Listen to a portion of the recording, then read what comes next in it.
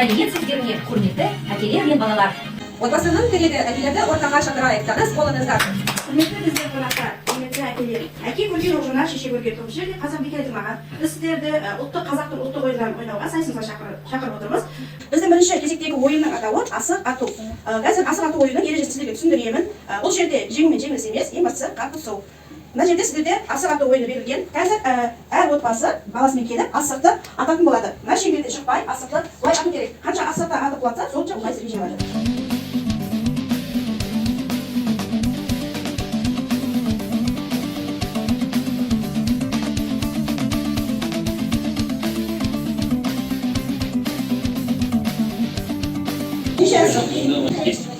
Доказательства? 10. Доказательства? 9. 9 сіздерде? 2. Сіздерде?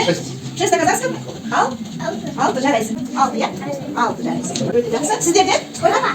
4 жарайсың. Ана,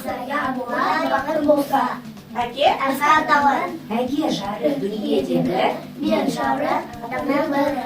ата бәйтерек, Аға, бала жабыра. өте жақсы. Көз, Көрға, қол, бадыр. аша. Бұл арқылы асықтарды ұқсату керек. Бірінші асыққа түссе, бұл 1 ұпай. Егер бір асыққа түссе, 1 ұпай. Егер екінші асыққа түссе, ол 2 ұпай болып саналады. Қанша асыққа түседі, асықтарды шеткен асықтарды сонша ұпай сіздер аласыздар. Қазір мына жерге 3 отбасы келсін балалармен.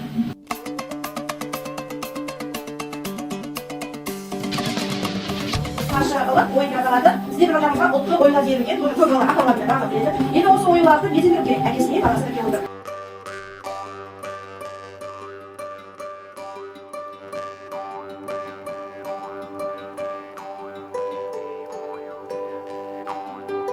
Oyunlardan atalarını atak çıksanızlar. Qanday oyun biliyorsun? Qanday oyun? Örkeş. Örkeş öte жақсы. Örkeş. Neге? Mına qanday oyun? Qo'shqar mıyız? Tamamsha.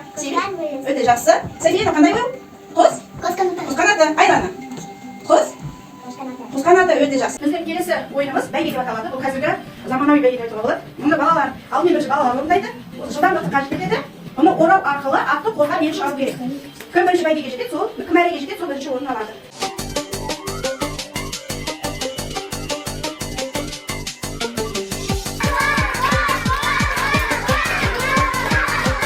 Үстелдік ойын асық аты деп аталады.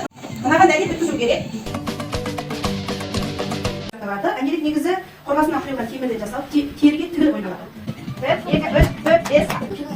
1, 2, 3. Тілге бөлу жобасын іске асыру аясында әкелер мектебі жоспары бойынша ұйымдастырылған әке шаңырақтың керегі атты іс-шара белсене қатысқаны үшін Гулия Васильевич марапатталып жүрміз.